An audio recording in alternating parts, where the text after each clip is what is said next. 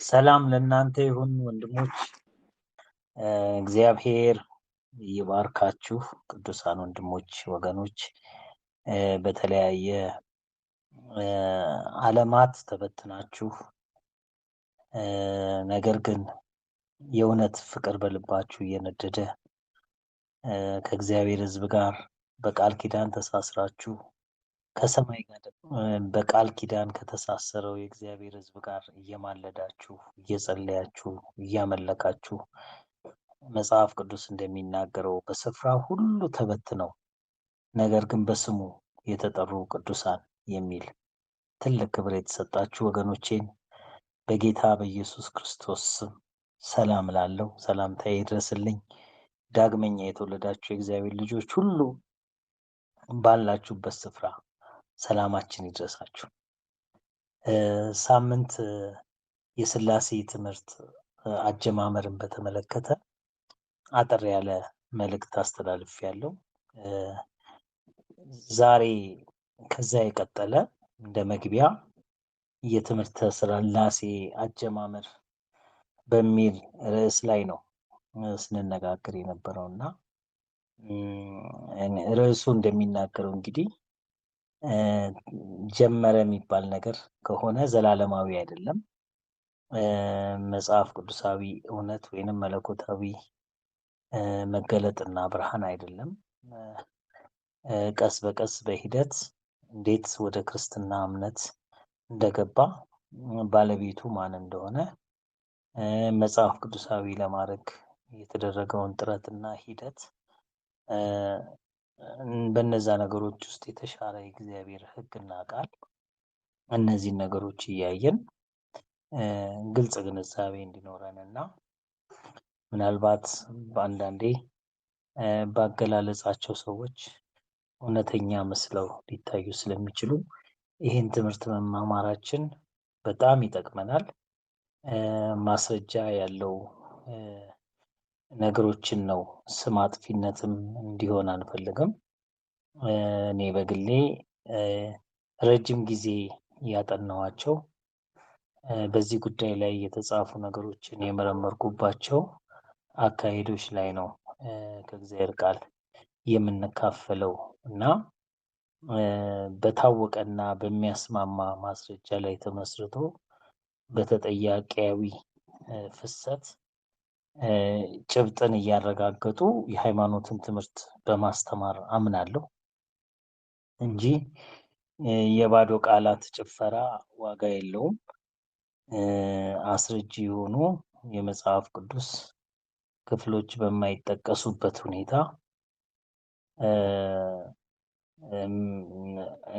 እንደ እውነተኛ ሆኖ ወይንም ደግሞ በተሰሩና በተዘጋጁ በተመሳሰሉ ወይንም በተሳሳተ ሁኔታ በተገጣጠሙ ትምህርቶች እውነት አይመሰረትም ለማለት ያክል ነው። እግዚአብሔር ይመስገን። እንግዲህ ሳምንት የትምህርተ ሥላሴ አጀማመር ላይ እንዳየነው ብሉይ ኪዳን ስለ ሥላሴ አያስተምርም የሚል ርዕስ ነበር የሰጠነው እና ዛሬ ደግሞ ሌላኛው ኪዳን እርግጠኛ ኪዳን የምንለው አዲሱ ኪዳን ስለ ሥላሴ አያስተምርም በሚል ነገር ላይ ነው ማተኩረው። ርዕሱም ይሄ ነው። ሳምንት እንዳየነው ብሉይ ኪዳን ስለ ሥላሴ አያስተምርም ስንል ያው ብሉይ ኪዳን ውስጥ በእምነት ጉዳይ ላይ አባቶች አሉ። ከአብርሃም በሚጀምር የእምነት አባትነት ውስጥ ይስሐቅን ያዕቆብን ያካተተው ከዛም በኋላ ደግሞ መጽሐፍን የተቀበሉ ከነቢያት ጀምሮ ሙሴን መጽሐፍ ቅዱስ ይጠቅሳል እና ከዛን ጊዜ ጀምሮ የነበሩ ነቢያት እግዚአብሔር ያስነሳቸው ካህናትም የሆኑ የእግዚአብሔር ሰዎች ሆነው የተነሱ ቅዱሳን እግዚአብሔርን በፍጹም ልባቸው የተከተሉ ነገስታት ጭምር መሳፍንቶችም የሆኑ ከእግዚአብሔር ጋር ቀና ሆነው የኖሩት የብሉይ ኪዳን የቃል ኪዳኑ ሕዝብና እስራኤል ሥላሴ የሚባል አስተምሮ እንዳልነበረው ነው ስናይ የነበረው። ስለዚህ የ39ኙ የብሉይ ኪዳን መጽሐፍት የሙሴ የታሪክ የመዝሙራትና የነቢያት መጽሐፍቶች በስላሴ ጉዳይ ላይ ዜሮ በሚባል ደረጃ ነው አስረጂ ምንም ነገር የለም እና ሰዎች አይምሯቸው በዛ ስለተገራ ብቻ ስላሴያዊ የሆነ መገራት ስላለ ነገሮች ስላሴያዊ ይመስሏቸዋል። አንዳንድ ጥቅሶች ያ ስህተት ነው እና መጽሐፍ ቅዱስ በተሰጣቸው ሕዝቦች እና በተጻፈላቸው የመጀመሪያ ተደራሲያን በእነሱ እይታ ነው መጽሐፍ ቅዱስ መታየት ያለበት እና በዛ አንጻር ስናይ ምንም አይነት ስለ ስላሴ አስረጅ የብሉይ ኪዳን ክፍል የለም። ስለዚህ አባቶች አያውቁትም፣ ነቢያት አያውቁትም በሚል የሚደመደም ሆኖ ለዚህ ደግሞ የእነሱን ማስረጃ አንዳንድ ነገሮች መጥቀስ አስፈላጊ ስለሆነ ከእግዚአብሔር ቃል ላይ ጠቅሰን እንደጀመርነው ዛሬም እነዚህን ክፍሎች አየት አየት ማድረጉ መልካም ይመስለኛል። ብሉይ ኪዳን ስለ ስላሴ እንደማያወራ እኛ ብቻ አይደለም በአንድ አምላክ በስጋ መገለጥ የምናምን ቅዱሳን ብቻ አይደለም የምንመሰክረው፣ ትምህርቱን ረጅም ዘመን አስተምረነዋል እናውቀዋለን የሚሉ ሰዎች ራሳቸው ስላሴ የብሉይ ኪዳን ትምህርት እንዳልሆነ አስረጂ እየጠቀሱ ተናግረዋል። እነዚህን ማስረጃዎች በብዛት በኦዲዮ ለአዘጋጆቹ ሰጥቻለሁ። እዛ ላይ ማድመጥና መሰማት ይችላሉ። ግን ዋና ዋናዎቹን ለመጥቀስ ያክል አስራት ገብረ ማርያም የተባሉ ኦርቶዶክሳዊ ጸሐፊ ብሉይ ኪዳን ስለ ሶስትነት እንደማያስተምር እና የሶስትነት ሚስጥርን ለመቀበል የሚችል አስተሳሰብ ያለው ሕዝብ እስከሚነሳበት ዘመን ድረስ ግልጽ ሳይሆን እንዲቆይ የእግዚአብሔር ፈቃድ ስለሆነ ነው የሚል በመጽሐፋቸው ላይ ያስቀመጡት ትምህርተ መለኮት የሚል ሶስተኛ እትም ገጽ 41 የአስራት ገብረ ማርያም መጽሐፍ ነው። የ1994 እትም ላይ እንደዛ ይላል። ስለዚህ ምንድን ነው እኛ ብቻ አይደለም የምንናገረው፣ አንድ አምላክ በስጋ ተገለጠ ብለን ስላሴ መጽሐፍ ቅዱሳዊ አይደለም የምንል ሰዎች ብቻ ሳንሆን ራሳቸው ስላሴያውያኑ በተለይ የስነ መለኮት መምህራኖቻቸው የሶስትነት ትምህርት በብሉይ ኪዳኑ ሕዝብ መካከል እንዳልነበረ አጽንኦት ሰጥተው ይናገራሉ እና እኚህ ሰው ምክንያት አድርገው ሲናገሩ የዚህ ምክንያት ምን እንደሆነ ሲናገሩ የእግዚአብሔር ፈቃድ ስለሆነ ነው የሚሉት። እንግዲህ ብሉይ ኪዳን ላይ ስላሴ አለመኖሩ እንዳይኖር እንዳይገለጥ እና እግዚአብሔር እንግዲህ ፈቃዱ ግልጽ ነው። እንደዚህ አይነት ፈቃድ የለውም እግዚአብሔር ራሱን የሚያበዛ አምላክ ስላይደለ፣ ራሱ ላይ የሚደምርም ስላይደለ፣ የሚከፋፈልም ስላይደለ ቀናተኛ አምላክ ነው። አንድ ስለመሆኑ የሚቀና አምላክ ነው። እኔ ባይ ነው ሁልጊዜ። ስለዚህ ይሄ ማሳበቢያ አይሆንም። ግን አንድ ቁም ነገር ግን በብሉይ ኪዳን ውስጥ የስላሴ አስተምሮ እንዳልነበረ ጽንሰ ሀሳቡም ትምህርቱም እንዳልነበረ ማረጋገጫ ይሰጡናል። የብሉይ ኪዳን ትምህርት አንድ አምላክ ብቻ እንጂ ሶስትነት ያልተሰበከበት መሆኑን እንግዲህ አስረጃ አግኝተናል ከራሳቸው ከስላሴ እምነት ተከታዮች። በመቀጠልም እንዲህ የሚል ማጠናከሪያ ያክሉበታል። የእስራኤል ልጆች ብዙ አማልክት እንዳያመልኩ ከመጠንቀቅ የተነሳ የሶስትነት ሚስጥር አልተገለጠላቸውም ነው የሚሉት። የሶስትነት ሚስጥር ቢገለጥላቸው ኖሮ ብዙ አማልክትን ያመልኩ ነበረ የሚል አገላለጽ ነው እና ያንን ፈርቶ እግዚአብሔር ለእስራኤል ሶስት ነኝ ብል ብዙ አማልክት ያመልካሉ፣ ወደ ብዝሃ አማልክት አምልኮ ይሄዳሉ ማለቱ ነው እና እኔ በዚህ ነገር አልስማማም። ምክንያቱም በጣም ትልልቅ ሰዎች አሉ መጽሐፍ ቅዱስ ላይ እና ከኛም የበለጠ ወደ እግዚአብሔር የቀረቡ የእግዚአብሔር እንደ ልቤ ያላቸው ሰዎች፣ ፈቃዴን የሚያደርጉ ሚስጥሬን አልሰውርም ያላቸው ሰዎች አሉና ከነዚህ ሰዎች ሁሉ የተሰወረው ብዙ አማልክት ያመልኩብኛል በሚል ከሆነ ይሄ ከአሕዛቡ ዓለም የመጣ መሰረት የሌለው የበረሃ ወይራ ሶስትነት ሲያመልክ ወደ ብዝሃ አማልክት አምልኮ ጠቅሎ እንደሚገባ ማሳያ ብዙ ማስረጃዎች ማሳየት ይቻላል እንጂ እውነት እግዚአብሔር ሶስትነቱን ከእስራኤል ደብቆ ነው የቆየው የሚለው አካሄድ ተገቢ አይደለም። ስለዚህ እግዚአብሔር ሲጠነቀቅላቸው ነው ያልገለጠላቸው በሚለው አገላለጽ እንግዲህ ብሉይ ኪዳን ውስጥ በቃ እስራኤላውያን ስለ ሶስትና ስለ ሶስትነት ምንም አይነት ትምህርት እንዳልነበራቸው ነው። ዛሬ ስላሴያውያኑ የሚጠቅሷቸው ጥቅሶች በሙሉ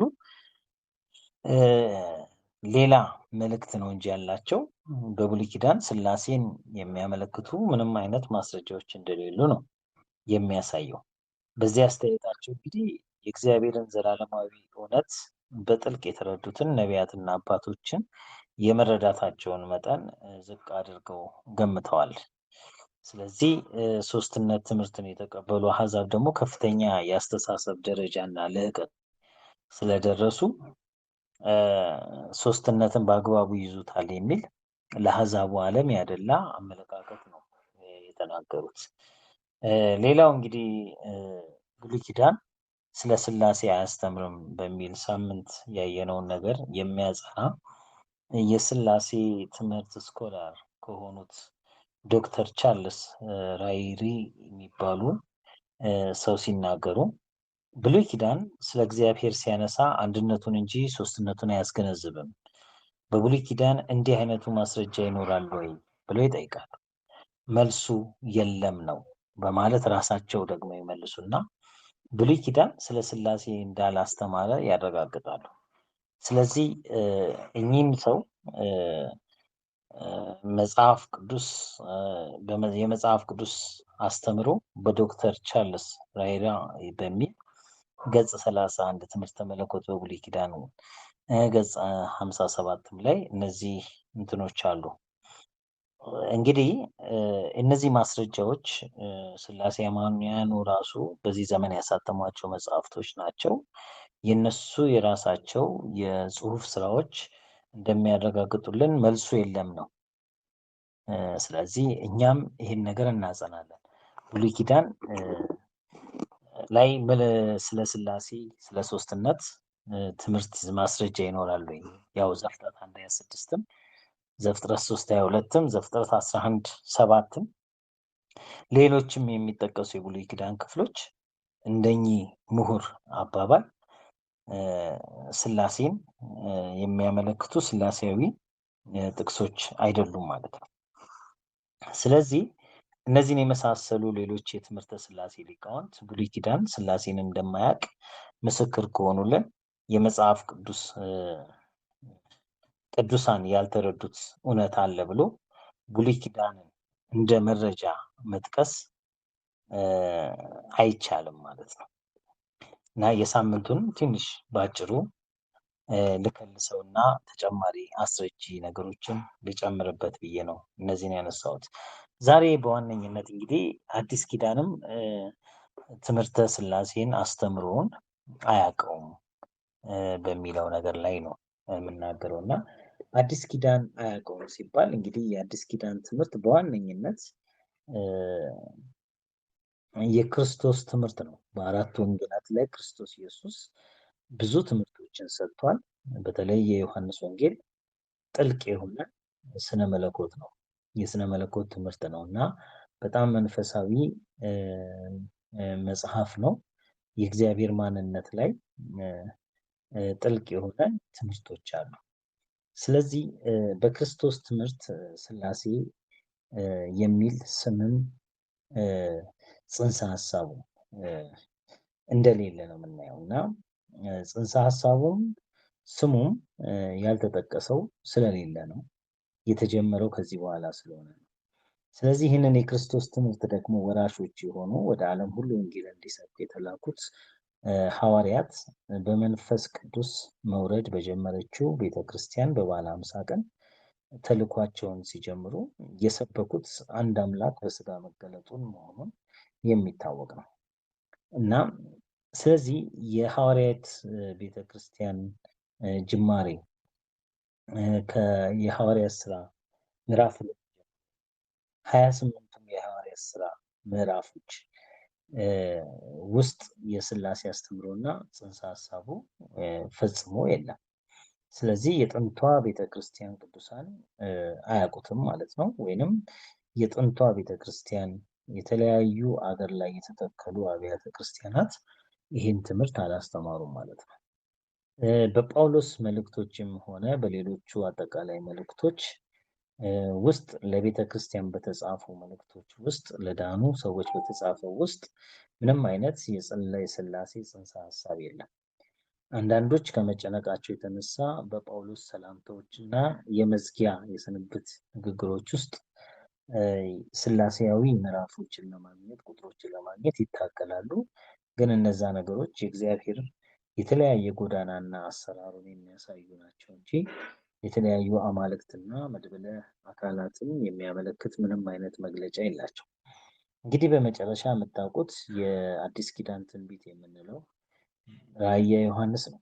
ራእየ ዮሐንስ ሊሆን ስላለ ሊፈጸም ስላለ ነገር የሚናገር ነው። በዛም ክፍል ላይ በራእየ ዮሐንስም ላይ ሥላሴያዊ ምንባብና ሥላሴያዊ ጽንሰ ሐሳቦች የሉም። አንድ ዙፋን በሰማይ እንዳለ በዙፋኑም ላይ አንድ ተቀማጭ እንዳለ የሚናገር ክፍል ነው። ስለዚህ እነዚህ ነገሮች እኛ ብቻ የምንናገራቸው አይደሉም። እንግዲህ ይሄ የ27ቱ የአዲስ ኪዳን መጽሐፍትም ትምህርት አይደለ ሥላሴ በእርግጥ ከመጽሐፍ ቅዱስ ዘመን በኋላ የጀመረ ትምህርት ነው ማለት ነው። ከዚህ የተነሳ የአዲስ ኪዳን ሐዋርያት በዋነኝነት ካላወቁት ሥላሴ ማለት ሕይወት የሚገኝበት ትምህርት አይደለም ማለት ነው። ስለዚህ የአዲስ ኪዳን ትምህርት አይደለም ካልን ሥላሴ በአራቱ ወንጌላትም ላይ በሐዋርያት ሥራም ላይ በመልእክቶቹም ላይ በራእየ ዮሐንስ በ27ቱም የአዲስ ኪዳን መጽሐፍት ላይ የለም። ስለዚህ የክርስቶስ ትምህርት አይደለም። የክርስቶስ ትምህርት በሐዋርያት ሥራ ምዕራፍ 2 ቁጥር 42 ላይ የሐዋርያቱ ትምህርት ተብሏል። በቀሪዎቹ መጽሐፎች ላይ ሕይወት የሚገኝበት ትምህርት፣ ጤናማ ትምህርት የሚልም መግለጫ ተሰጥቶታል እና በአጠቃላይ እንግዲህ እነዚህን ነገሮችን ሁሉ የሚያሟላ አይደለም ማለት ነው። የክርስትና ትምህርት ማዕከላዊ እውነት አይደለም ማለት ነው። ስለዚህ የአዲስ ኪዳን መሰረት የሆኑ ትልልቅ የመጽሐፍ ቅዱስ ትምህርቶች ውስጥ የሚካተት አይደለም፣ የለም ማለት ነው። ከዚህ የተነሳ እንግዲህ አንዳንድ ማስረጃዎችን ደግሞ መስጠት ያስፈልጋል። እኛ ብቻ ይሄንን ነገር ማለት ስለሌለብን አስቀድሜ ለብሉይ ኪዳን ትምህርት እንደዛ ከተናገርኩኝ የሥላሴ ትምህርት ትልልቅ የስነ መለኮት መምህራን ተብለው የሚጠቀሱ ሰዎች ብሉይ ኪዳን ስለ ሥላሴ እንደማያስተምር ማረጋገጫ እንደሰጡን ሁሉ አዲስ ኪዳንም እንደማያስተምር የሰጡን ሰዎች አሉ። እነዛን ልጥቀስ እንግዲህ። ስለዚህ የአዲስ ኪዳን እምነት መሰረት የሆኑት ሐዋርያት አንድ ብቸኛ አምላክ አለ የሚል ጽኑ አቋማቸውን በመልእክቶቻቸው በማረጋገጣቸው አንዳንዶች ሐዋርያት ትምህርተ ሥላሴ ያልተገለጠላቸውም እስከ ማለት ደርሰዋል። እንግዲህ በአዲስ ኪዳን ላይ በሐዋርያቱ መልእክትም ላይ ይሆን ትምህርት ላይ በጥንቷ ቤተክርስቲያን አስተምሮ ላይ የሥላሴን ምንም አይነት ምልክትና ጽንሰ ሐሳብ ስላላገኙ የክርስቶስ ኢየሱስ ሐዋርያት ትምህርተ ሥላሴ ያልተገለጠላቸውም እስከ ማለት ደርሰዋል። በሐዋርያት ዘመን ሥላሴ እንደማይታወቅና የጥንቷ ቤተክርስቲያን ትምህርት እንዳልነበረ ማረጋገጫ የሚሰጡን የአንግሊካን ቄስ የሆኑት አንግሊካን የሚባለው እንግዲህ በኢትዮጵያ በጣም ታዋቂ የሆነ መጽሐፍ ነው። በስላሴ ጉዳይ የተጻፈ 3 መድብል ያለው ነው እና የአዲስ ኪዳን ጸሐፊዎች ትምህርተ ስላሴ ቄስ ኮሊን ይባላሉ። ኮሊን ማንስል የአዲስ ኪዳን ጸሐፊዎች ትምህርተ ስላሴ የተሰኘ ጥናት አልነበራቸውም ብለው በጣም እንግዲህ የእሳቸው መጽሐፍ ነው። ዛሬ በተለይ ዛሬ ብዙዎች ስለ ስላሴ እንናገራለን ብለው የሚጠቅሱት ትልቁ የመረጃ መጽሐፍ የእሳቸው መጽሐፍ ነው እና እኚህ ሰው ግን እንደዚህ አይነት ነገር ይናገራሉ። የአዲስ ኪዳን ሐዋርያት ትምህርተ ስላሴ የተሰኘ ጥናት አልነበራቸውም። ትምህርተ ስላሴ ከሐዋርያት ስብከት በስተጀርባ ነበር። ስለዚህ በትምህርተ መለኮት ላይ የተነሳ ክርክር በግልጽ አሳየው ይላሉ እና ክርክሩና ሙግቱ የሀሳብ ፍጭቱ ከሐዋርያት ዘመን በኋላ በተለይ በአራተኛው መቶ ክፍለ ዘመን ላይ እነዛ ሀሳቦች ሁሉ ደርዝ ይዘው የሀሳብ ፍጭትና ግጭቶች የወለዱት ትምህርት እንደሆነ ነው እኚህ ሰው የሚናገሩት። ስለዚህ ሐዋርያት ዘንድ ይሄ ነገር እንግዳ ነው። እነ ሐዋርያው ጳውሎስ፣ እነ ሐዋርያው ጴጥሮስ፣ ሌሎቹም ሐዋርያቶች እኔና እናንተ እንደምናምነው አንድ አምላክ በስጋ ተገለጠ የሚል ትምህርት ብቻ ነው የነበራቸው።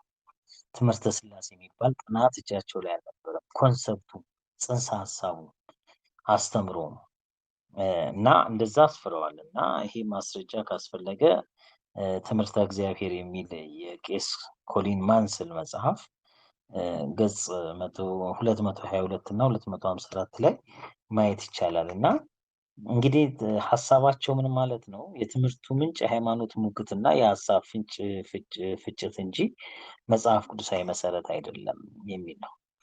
ስለዚህ እኔ አስቀድሜ እንደተናገርኩ በታወቀና በሚያስማማ ማስረጃ ላይ ተመስርተን በተጠያቂነት ነው የምንናገረው እና ጭብጥ እያስረገጠን ተናግረን በባዶ የቃላት ጭፈራና የጥላቻ ንግግር ሳይሆን እውነትን የማስረገጥ ኃላፊነትን ይዘን የምናወራ ስለሆነን የምንናገር የምንሰብክ ስለሆነን ራሳቸው የስላሴ አስተማሪዎች ስላሴን መተንተን ማብራራት እንችላለን የሚሉ ሰዎች ናቸው በ27ቱ የአዲስ ኪዳን መጽሐፍት ወይንም በሐዋርያት ትምህርት ውስጥ ስላሴ እንዳልነበረ እየነገሩ ነው ያሉት። ስለዚህ አዲስ ኪዳን በየትም ቦታ ስለ አሐዱ ሥሉስ ትምህርት በግልጥ አያስረዳም። ለምን ቢባል ይላል ሌላኛው ደግሞ ስኮለር ናቸው እንደዚህ የሚሉት። ለምን ቢባል ስለዚህ ጉዳይ የሚያነሳው የአንደኛ ዮሐንስ 5:7 አንደኛ ዮሐንስ 5:7 ላይ ኦሪጂናል የሚባሉት የግሪክ ቅጂዎች በሰማይ የሚመሰክሩ ውሃ፣ ደሙ፣ መንፈሱ እነዚህ ሶስቱ አንድ ናቸው የሚለውን ክፍል የሰማዩን ምስክር በድፍረት ምድራዊ በማድረግ በሰማይ የሚመሰክሩ 3 አካላት እንዳሉ ለማሳየት ቃል፣ መንፈስና የመጀመሪያ ሌላ አካል እንዳለ ለማሳየት ያስገቡት በአራተኛው መቶ ክፍለ ዘመን የገባ የድፍረት በእግዚአብሔር ቃል ላይ የተሰራ ወንጀል ነበረ እና እሱ ይላሉ እኚህ ሰው ዶክተር ቻርልስ ይባላሉ እና የስላሴ ሰባኪ ናቸው። አንደኛ ዮሐንስ 5:7 ላይ ያስገባናት ስላሴያዊ ክፍል አንድ ጥቅስ ብትኖር እሷም ከመጽሐፍ ቅዱስ መጽሐፍ አንዱ ነው ተብሎ እምብዛም ስለማይታመንበት ነው በማለት የመሰከሩት ሌላው ትልቅ ምስክርነት ነው እና ስላሴ በክርስቲያን መጽሐፍ ቅዱስ ላይ አለመጻፉ ብቻ ሳይሆን 3 ተብሎ የተጠቀሰ አምላክ አካልም ስምም ግብርም የለም። እነዚህ ሁሉ ሃይማኖት በግጭትና በፍጭት በንትርክ የወለዳቸው ያስገኛቸው ቃላቶች ናቸው። ስለዚህ እኚህ ሰው እንደሚነግሩን በድፍረት በጳጳሳት ስልጣንና በላቲን የተተረጎመ የትርጉም ስራ ላይ የስላሴያዊ ክፍል ለማስገባት ጥረት ተደረገ እና ይሄ ደግሞ በአራተኛው መቶ ክፍለ ዘመን የተሰራ ስራ ስለሆነ ምንጫቸውን ላቲን ያደረጉ ተርጓሚዎች ይሄንን ስላሴያዊ ክፍል ሲጠቀሙ ቆይተው ሁሉ በሚባል ደረጃ በሁሉም ደረጃ በሚያስማማ ደረጃ የድፍረት ጭማሪ መሆኑ የታመነበት ነው። አንዳንድ ሰዎች ይህንን ይዘው የሚከራከሩት በቂ ጥናት ስላላደረጉ ነው። አከራካሪ ነገርም አይደለም። ስለዚህ አሁን ካሉት ሞደርን ትራንስሌሽኖች በሙሉ የወጣ ነው። ራሳቸው ስላሴያውያኑ ናቸው እያደኑ የሚያወጡት። ምክንያቱም የተሰራውን ግልጽ ስህተት ራሳቸው ስለሚያውቁ ማለት ነው። ስለዚህ አሁንም በዚህ ንግግር የምናስተውለው ምንድን ነው? አሃዱ ስሉስ የሚባል ትምህርት አዲስ ኪዳን በግልጽ አያስረዳም የሚል የእኚህ ሰው ምስክርነት ነው። እና ትምህርተ ስላሴ የአዲስ ኪዳንም ሆነ የብሉይ ኪዳን ትምህርት ካልሆነ ታዲያ ከየት መጣ? እንዴትስ ወደ ክርስትናው ትምህርት ዘልቆ ገባ? የሚል ጥያቄ እንግዲህ ይነሳል ማለት ነው ከዚህ በኋላ።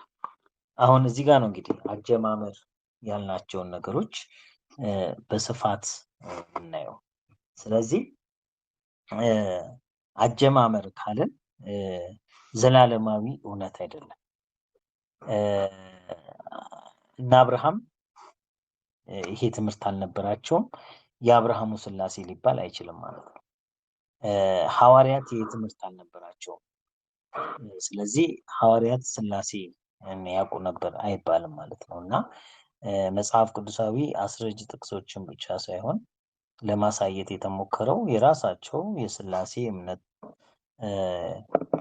ዋና ዋና ቀዳሚ የሚባሉ ስኮላርስ የተናገሩትን ነገር ነው። እና እነዚህ ነገሮች እንግዲህ እንደሚያሳዩን ምንጩን እንግዲህ መፈለግ ግዴታ ነው። ማን ጀመረው? ማን በድፍረት እንደዚህ ስላሴያዊ ክፍሎችን ለማስገባት የተሰራው አይነት ድፍረት አጠቃላይ የክርስትናን አስተምሮ በስላሴ ለመቅረጽ የተደረጉ ጥረቶች በሙሉ በምን አይነት ድፍረት በምን አይነት መነሳሳት እንደተሰሩ ማጥናት ይቻላል ማለት ነው። እና አንድ እግዚአብሔር ቃል ክፍል ላንብብላችሁ። በሐዋርያት ሥራ ምዕራፍ 7 ላይ ከቁጥር 37 ጀምሮ ሲናገር ይህ ሰው ለእስራኤል ልጆች እግዚአብሔር ከወንድሞቻችሁ እንደኔ ያለ ነቢይ ያስነሳላችኋል፣ እርሱን ስሙት ያላቸው ሙሴ ነው። ይህ ሰው በሲና ተራራ ከተናገረው መልአክና ከአባቶቻችን ጋር በምድረ በዳ በማህበሩ ውስጥ የነበረ ነው። ይሰጠን ዘንድ ሕይወት ያላቸውን ቃላት ተቀበለ ይላል። ይሰጠንም ዘንድ ሕይወት ያላቸውን ቃላት ተቀበለ። ለእነርሱም አባቶቻችን ሊታዘዙ አልወደዱም፣ ነገር ግን ገፉት፣ በልባቸውም ወደ ግብፅ ተመለሱ። አሮንንም በፊታችን የሚሄዱ አማልክትን ስራለን፣ ይህ ከግብፅ ምድር ያወጣን ሙሴ ምን እንደሆነ አናውቅም አሉት። በዚያም ወራት ጥጃ አደረጉ፣ ለጣዖት መስዋዕትን አቀረቡ፣ በእጃቸው ስራ ደስ አላቸው ይላል።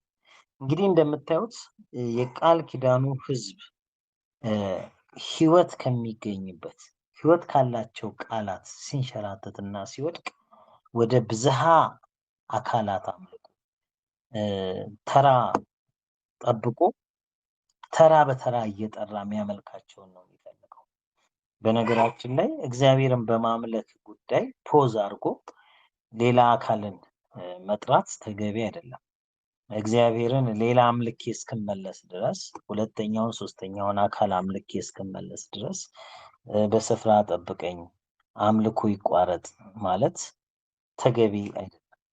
ለዛ ነው መጽሐፍ ቅዱስ አምላካችን እግዚአብሔር አንድ እግዚአብሔር መሆኑን ሲነግረን ፍጽምናን ብሎ የፈለገው። አእምሯችን ፍጹም ሆኖ፣ ነፍሳችን ፍጹም ሆኖ፣ ኃይላችን ፍጹም ሆኖ ነፍሳችን ፍጹም ሆኖ እግዚአብሔርን ማምለክ አለበት። ተራ የሚጠብቅ ሁለተኛ አካል እና ሶስተኛ አካልን እያመለክን እንድንኖር የእግዚአብሔር ፈቃድ አይደለም። ስለዚህ አሁን እዚህ ጋር እነዚህ ከተቀበለው ሕይወት ካላቸው ቃላት ውስጥ ዋና ነገሮች ውስጥ አንደኛው ከኔ በቀር ሌሎች አማልክት አይሁኑልህ የሚል እኔ ብሎ ሌሎችን የማያስገባ እኔ ብሎ ብቸኛ የሚሆን አንድ እግዚአብሔር እንዲመለክ ነው የተፈቀደው እና ይህንን ነገር ሲናገረው ሰዎች የእግዚአብሔርን ትእዛዝ መስበር እና ማፍረስ ሲጀምሩ ሌሎችን ነው የሚያመልኩት ነው የሚለው። አማልክትን ይፈልጋል። በዛ የሚሄዱ በፊታችን የሚሄዱ በዛ ያሉ ሊቆጠሩ የሚችሉ የተለያዩ አማልክትን ይፈልጋል። ወይ በአካላት ይቆጥራቸዋል ወይ ደግሞ በመለኮት ይቆጥራቸዋል። በነገራችን ላይ የስላሴ ትምህርት ሁለቱንም የያዘ ነው። ስላሴ ብለው የሚያመልኩ የአካላትን ብዛት ላይ ነው የሚያተኩሩት። ስላሴዎች ብለው የሚያመልኩ ደግሞ አካላትን አማልክትም ያላቸው እና አንዳንዴ ስላሴን ትምህርት ስንቃወም የአማልክት ትምህርት እንደሆነ የምንናገረው ብዙዎች ስለማያውቁት ነው። ስላሴዎች ብለው የሚያመልኩ አሉ። ስላሴዎች ማለት አንድ ስላሴ፣ ሁለተኛ ስላሴ እና ሶስተኛ ስላሴ ተደምረው የሚመለኩበት ሌላ አምልኮ ስርዓት ስላለ ነው። ስለዚህ ሁለቱም ከስሉስነት ጋር የተያያዙ ናቸው። ስለዚህ ሶስት አካላትን በዩኒቲ በአንድነትም ይሁን እያንዳንዱ አካላት የራሳቸው የሆነ አብ ወልድ መንፈስ ቅዱስ አላቸው ብሎ ደግሞ እያንዳንዱን አካል አማልክት አድርጎ ሶስት አምላክ አድርጎ የሚያመልክ አለ። ስለዚህ ስላሴ አማኞች የአማልክትም አምላኪዎች ናቸው። የአካላትም የብዝሃ አካላትም የብዝሃ መለኮት አስተምሮ ነው ማለት ነው እና ከዚህ የተነሳ ምንድን ነው መጽሐፍ ቅዱስ የሚለው የእጃቸውን ስራ በዛ ደስ አላቸው ይላል። ይሄ ነው ትልቁ ጥያቄ። እንግዲህ ስላሴን ማን ፈጠረው ብለን እንጠይቃለን። ስላሴዎች ሰዎችን ፈጠሩ ወይንስ ሰዎች ስላሴን ፈጠሩ? እኛ የስላሴዎች የእጅ ስራ ነን ወይንስ ስላሴ የኛ የእጅ ስራ ነው የሚል ጥያቄ እንጠይቃለን የሰዎች። ምክንያቱም መጽሐፍ ቅዱስ ላይ እንግዲህ የስላሴ ትምህርት ምሁራን የሆኑት ራሳቸው እንዳረጋገጡልን ትምህርተ ስላሴ የሚባል ጥናት ትምህርት ስነ መለኮት በአባቶች ዘንድም በነቢያት ዘንድም በ39 የብሉይ ኪዳን መጽሐፍትና በቃል ኪዳን ሕዝብ ዘንድ ከሌለ ቀጥተኛ የሆነ አንድ ብቸኛ አምላክ የሚያመልኩ ወለም ዘለም የሌለበት በሁለት ሀሳብ የማይነከስበት በፍጹም ልብ የሚመለክ አምልኮ ውስጥ ከነበሩ አዲስ ኪዳንም ደግሞ የዛ ኤክስቴንሽን ሆኖ በስጋ መገለጡን እያወጀ አንድ አምላክ እግዚአብሔር በስጋ ተገለጠ ብሎ እያወጀ የተሰበከ ከሆነ ያው ማርቆስ ወንጌል የአዲስ ኪዳን ክፍል ነው። ይሄው የዘዳግም 6:4 አምላካችን እግዚአብሔር አንድ እግዚአብሔር ነው የሚለው የብቸኛ አምላክ ነጠላ አምላክ ትምህርት የጸናበት ነው። ማርቆስ 12:32 ላይ አንድ ነው ብሎ አንድ ብዙ አይለው ከእርሱም በቀር ሌላ የለም ያለው እነሱ የሚባሉ የሌሉበት አንድ እንደሆነ ነው የሚነግረን። ጌታ አምላካችን አንድ ጌታ ነው ማለት። ስለዚህ ይሄም አዲስ ኪዳን ይህንን የአባቶችን የነቢያትን ትምህርት ይዞ ከተከተለ እና መጽሐፍ ቅዱስ ከተጻፈበት ዘመን በኋላ ባሉ 100 ዓመታቶች ውስጥ ስላሴ ከወጣ ግልጽ ወደ እምነት ከመጣ የሃይማኖት ክርክርና ሙግት ፍጭት የወለደው ነው ያሉት ሰው ትክክለኛ አባባል እንደተናገሩ እናያለን ማለት ነው። ስለዚህ እግዚአብሔር ምን ይላል? ዘወር አለ፣ የሰማይን ጭፍራ ያመልኩ ዘንድ አሳልፎ ሰጣቸው። ትእዛዙ ሲሰበር ፊተኛው ቀዳሚው የመጀመሪያው ትእዛዝ አምላካችን እግዚአብሔር አንድ ብቸኛ መሆኑን የሚያሳይ ትእዛዝ ሲሰበር ሕይወት ያለበት ትእዛዝ ስለሆነ ሰዎች አይደለም አምላክን ማባዛት ሌሎች የሰማይን ጭፍሮችና ጉዛነ ወረድ ብላችሁ ከዋክብትን ጭምር የሰማይን ሰራዊት ሁሉ ሊያመልኩ እንደሚችሉ ይናገራል። እነ ሞሎክን እንዳመለኩ ሌሎቹንም ሬምፍ የሚባለው የአምላካቸውን ኮከብ እንዳነሱ ይናገራል። በዚህ ምክንያት ወደ ስደት ወደ ባቢሎን ምድር አማልክት ወደሚመለኩበት ምድር በስደት ሄዱ እና ወገኖች በእነዚህ ነገሮች የምናየው እግዚአብሔር ሰዎችን ከሰጣቸው የቃል ኪዳን ምድርና የተስፋ ቃል ሲያወጣቸው የምናየው በማንነቱ ላይ በሰሩት ጥፋትና ወንጀል። እግዚአብሔር በማንነቱ ላይ ሲዋሽበት ትዕግስት የለውም። በዚህ ጉዳይ ላይ ቁጣን የተሞላ ነው። ስለዚህ የሚባላ እሳት ይሆናል እና እግዚአብሔር በዚህ ጉዳይ ላይ የሚባላ እሳት ነው። አጠገቤ ሌሎችን አታስቀምጡ ነው ያለው። እኔ ብቻዬን ነኝ፣ አምላክም እኔ ነኝ፣ መድኃኒትም እኔ ነኝ፣ የፈጠርኩም እኔ ነኝ፣ ይነሳ ካለ ሌላ በቃ። ስለዚህ የሚሻለን እንደ ሙሴ እንደ እግዚአብሔር ያለ ማንም የለም ብሎ መደምደም ነው። እግዚአብሔር ውስጥ ሌሎች አሉ ተመሳሳይ ብሎ ማሰብ፣ ይሄ ወደፊት በቀጣይ የምናየው ምንጩ ሌላ የሆነ የተቀዳበትና የተጨለፈበት አስተሳሰብ ሌላ የሆነ ትምህርት ነው ማለት ነው። ስለዚህ ዛሬ አዲስ ኪዳን ስለ ሥላሴ አያስተምርም የሚለውን ነገር በዚህ ልደምድምና በቀጣይ እንግዲህ ጠንከር ያሉ ነገሮችን እያነሳው ምንጮቹን መጽሐፍ ቅዱሳዊ ካልሆነ ምንጩ ምንድን ነው? እንዴት ጀመረ? እንዴት ወደ ክርስትናው ዓለም ገባ?